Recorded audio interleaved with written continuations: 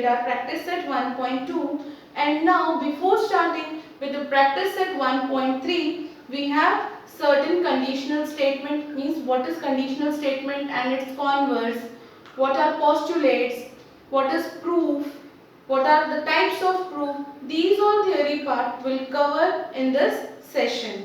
So let's see what are conditional statements. Now if I take a statement like the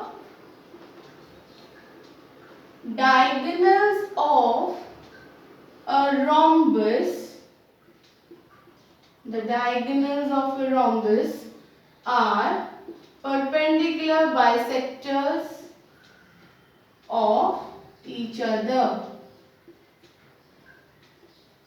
Perpendicular bisectors of each other. Diagonals of a rhombus are perpendicular bisector of each other. This you all know. This is a rhombus and the diagonals are perpendicular bisector of each other. Means what? They are forming 90-degree angle at point O. Right? We have to frame this as conditional statement. The statement which is given is the journal statement. We have to make it conditional one. To make this statement conditional, we'll make use of if and then. Now what is if? If is antecedent. If is called as antecedent, and then is called consequent. Okay. Now if we apply if and then to a journal statement, it will become conditional. See how. I'll take this statement. If the given quadrilateral, if the given quadrilateral is a rhombus, if the given quadrilateral is rhombus, then its diagonals are perpendicular bisector of each other.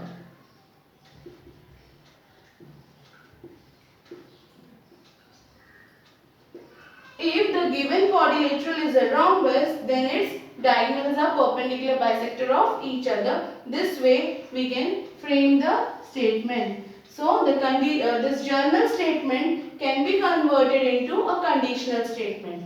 Then what is converse?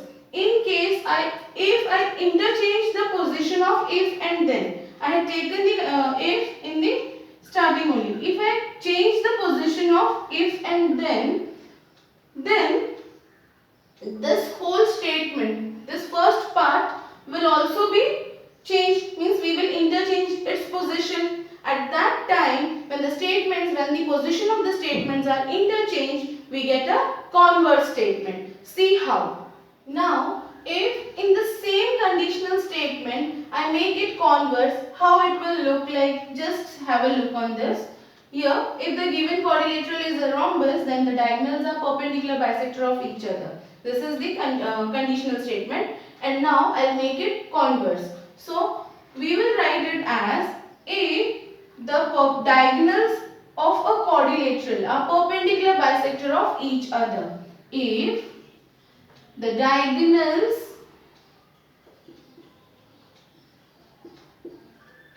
of a quadrilateral are perpendicular bisector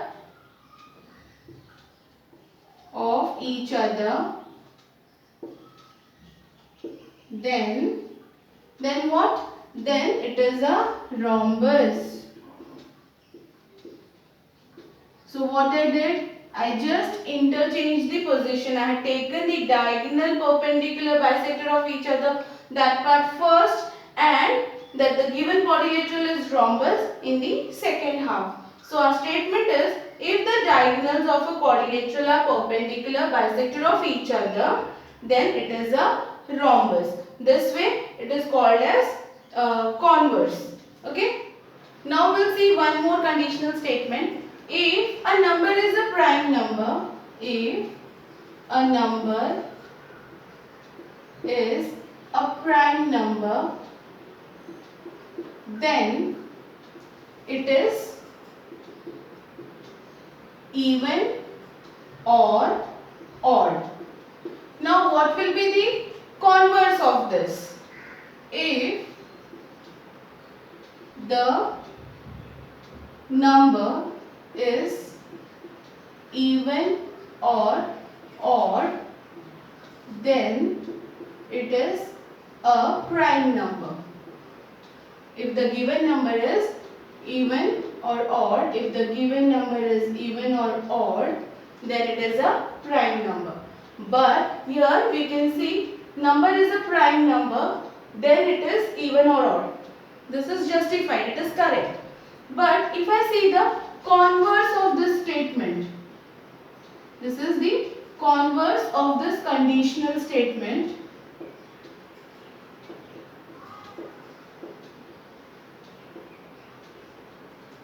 But the converse is false. Converse statement is false. How? It is given number is even or odd. Means what? It can be 2, it can be 25 or 27, it can be any odd number or even number. Then it is a prime number. It is said by the converse statement. But this 25 and 27 you all know are not prime number. Right? So here the converse of the statement, converse of the conditional statement is false. It means what? If a statement is true, it is not necessary that its converse should also be true. It can be false also. Now we'll see what is postulate. Any journal statement, any geometrical journal statement which is accepted universally, which is accepted in all the fields by everyone, then it is a postulate. Now, if we see, Euclid has discovered 5 postulates that are being universally accepted by everyone in all the fields without any changes in that. Now, what is postulate or universal truth or universal acceptance? If I say sun rises in the east and sets in west, that is being accepted by everyone. So, such truth are called as universal truth. And in geometry, when we come for logical reasoning, if they are accepted by everyone, then they are called as postulates. Such 5 postulates are there in Euclid's geometry. The first postulate is n number of lines can be passed through one single point. See how? If this is one point, then n number of lines can be passed through it. So yes, it is true. This is true. If this is point A, these n number of lines can be passed through one single point. Isn't it?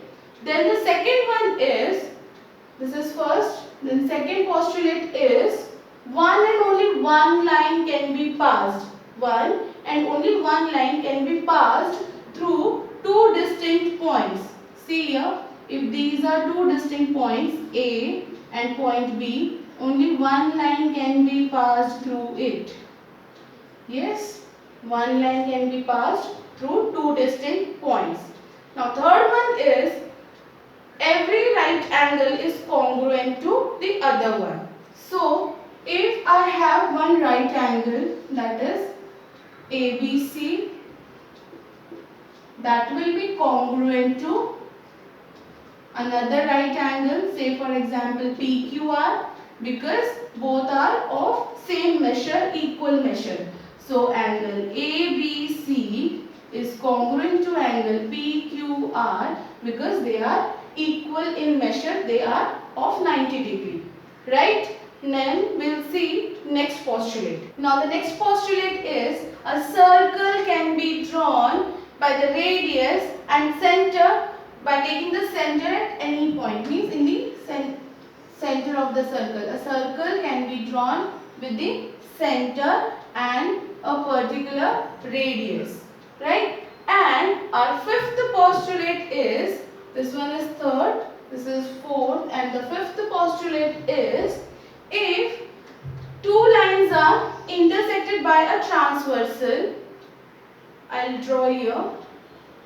If two lines are intersected by a transversal, now this is line L and this is line M, and this is the transversal N.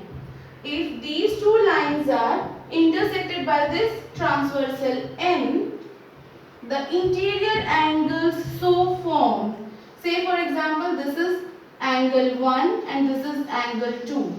If the sum of these two angles is less than 180 degree, is less than, it's supplementary. Means they are not supplementary. Supplementary means what? 180 degree. If they are less than 180 degree, angle 1 plus angle 2, if they are less than 180 degree, means they are not supplementary, then these lines will intersect each other.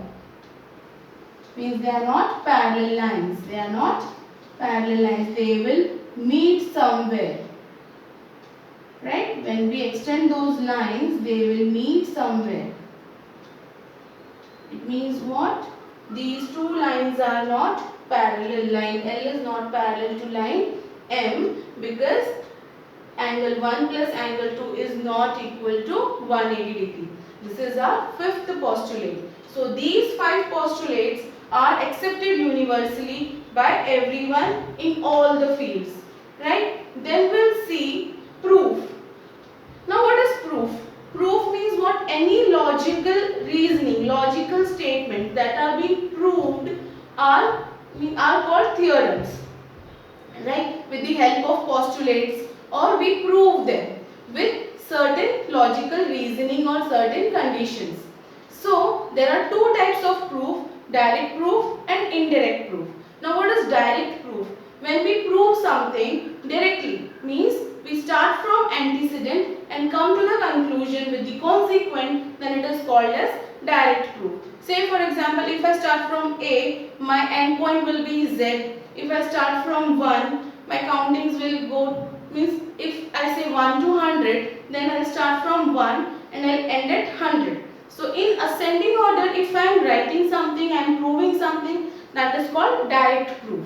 Yes, and when I conclude indirectly, means if I start in descending manner, I start from consequent and end up at antecedent, then it is called indirect proof. So we'll see two theorems based on direct proof and indirect proof in our next part. Thank you.